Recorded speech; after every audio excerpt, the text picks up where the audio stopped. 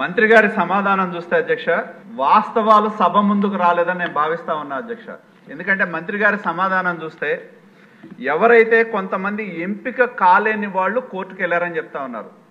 కానీ అధ్యక్ష ఇక్కడ ప్రధానంగా ఏపీపీఎస్సీలో ఆనాడున్న మెంబర్లు కావచ్చు, ఏపీపీఎస్సీలో ఆనాడు రిహాబిలిటేషన్ సెంటర్గా మార్చి డీజీపీగా మార్చిన గౌతమ్ సవాంగ్ గారిని చైర్మన్ చేయటం, పిఎస్ఆర్ ఆంజనేయులు గారు లాంటి వాళ్ళని సెక్రటరీలుగా పెట్టడం, అలాగే సీఎంఓ ఆఫీస్లో ఉన్న ధనుంజయ రెడ్డి లాంటి వాళ్ళు, వాళ్ళకు సంబంధించిన వ్యక్తులు ఎవరు అధ్యక్ష బోర్డు మెంబర్లుగా వేసిన వాళ్ళు ఎల్ఐసి డెవలప్మెంట్ ఆఫీసర్లు, అలాగే సోషల్ సర్వీస్ పేరు మీద ఎవరున్నారు ఫక్తు వైకాపా నాయకులు కార్యకర్తలు ఉన్నారు.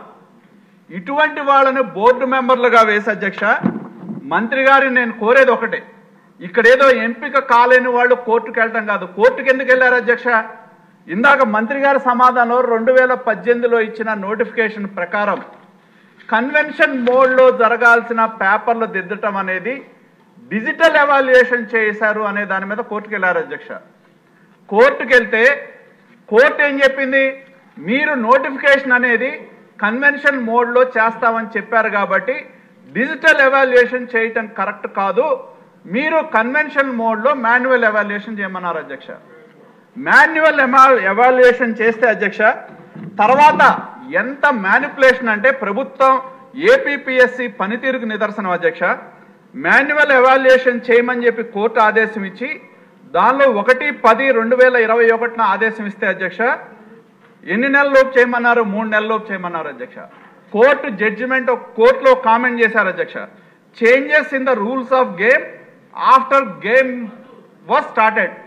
ఆట మొదలుపెట్టిన తర్వాత రూల్స్ మార్చుకోవడం, మనకు కావాల్సిన వాడికి ఉద్యోగాలు ఇవ్వాలని, మనకు కావాల్సిన వాడికి అపాయింట్మెంట్లు ఇవ్వాలని, ఇటువంటివన్నీ కూడా చేయటం మూలాన ఏదైతే నోటిఫికేషన్లో వచ్చిన దానికి విరుద్ధంగా వెళ్ళారు.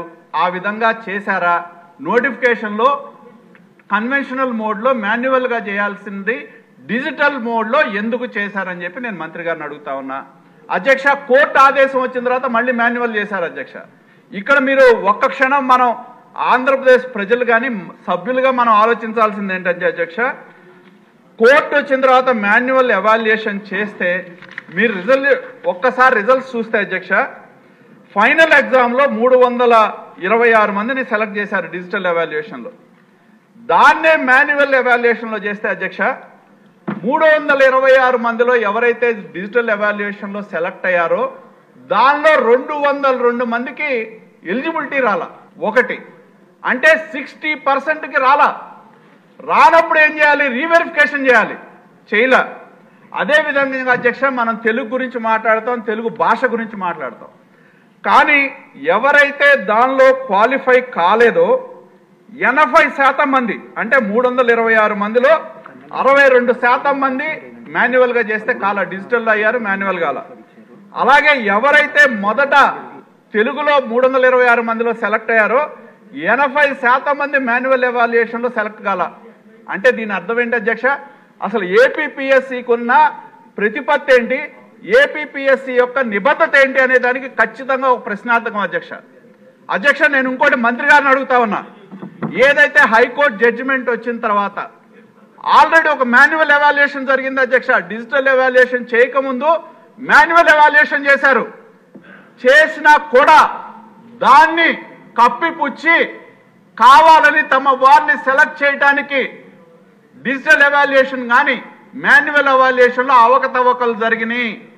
ఏదైతే దానిలో ఓఎంఆర్ షీట్స్ పెట్టారో ఎడిషనల్గా ప్రింట్ చేయించి తమకు కావాల్సిన వాళ్ళని ఎంపిక చేసుకోవడానికి వాటిని ప్రశ్నాపత్రాలకే ఎలా అటాచ్ చేయడం జరిగింది.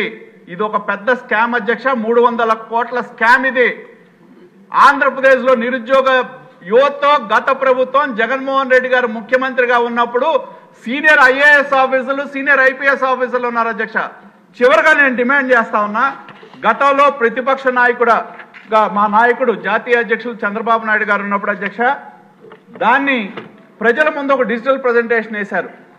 ఏ విధంగా దీనిలో పేపర్లు దిద్దే దగ్గర నుంచి అక్రమాలు జరిగినాయో ప్రజల ముందు ఉంచారు అధ్యక్ష. మరి ఆ రోజు మేము డిమాండ్ చేశాం, ఎందుకంటే సీనియర్ ఐపీఎస్ ఆఫీసర్లు ఉన్నారు, తర్వాత ఏపీపీఎస్సీ సెక్రటరీగా ఉన్న ఆయన ఇంటెలిజెన్స్ డీజీ అయ్యాడు. ఇటువంటి సీనియర్ ఆఫీసర్స్ ఇన్వాల్వ్ అయ్యారు కాబట్టి సిబిఐ ఎంక్వైరీ కావాలని చెప్పి ఆ రోజు మా నాయకుడు చంద్రబాబు నాయుడు గారు ప్రజెంటేషన్ ముందు వేస్తూ కోరటం జరిగింది అధ్యక్ష. అలాగే మా యువ నాయకుడు నారా లోకేష్ గారు కూడా జాతీయ జనరల్ సెక్రటరీగా ఏదైతే దీని మీద జరిగిన అవకతవకల మీద సిబిఐ ఎంక్వైరీ కావాలని అడిగారు. ఎందుకంటే ఈ రాష్ట్రంలో ఉన్నత పదవుల్లో ఉన్న ఐపీఎస్ ఆఫీసర్లు, ఐఏఎస్ ఆఫీసర్లు దీనిలో ఇన్వాల్వ్ అయ్యారు కాబట్టి ఖచ్చితంగా దీని మీద సిబిఐ ఎంక్వైరీ చేయాలని చెప్పి నేను ప్రభుత్వాన్ని, గౌరవ మంత్రి గారిని నేను డిమాండ్ చేస్తా ఉన్నా అధ్యక్ష.